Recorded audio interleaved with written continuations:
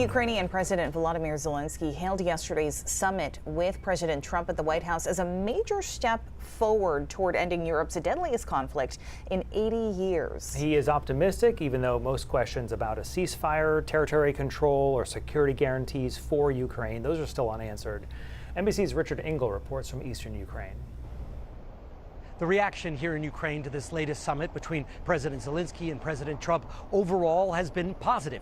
Ukrainians believe that Zelenskyy was able to successfully navigate a difficult diplomatic meeting with President Trump without it backfiring like it did 6 months ago. Ukrainians were also encouraged that so many European leaders stood side by side with their president, showing Ukrainians that, at least diplomatically, they are not alone.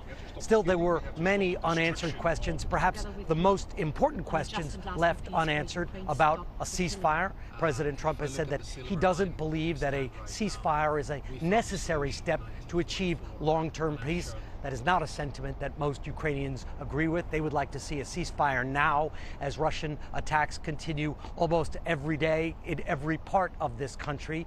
Ukrainians would like a ceasefire, long-term security guarantees, and they want more clarity about how this peace process will ultimately end. Will they have to surrender territory? How much of their territory will they have to give up? And can Vladimir Putin be trusted that even if Ukraine surrenders territory, Russia won't invade again?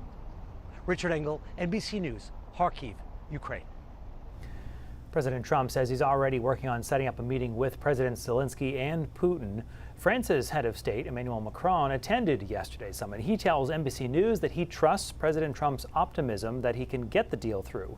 But he cautions that President Putin has broken just about every international agreement he has signed. President Macron also says that recognizing Ukrainian land that Russia is occupying as Russian would mark the end of international order.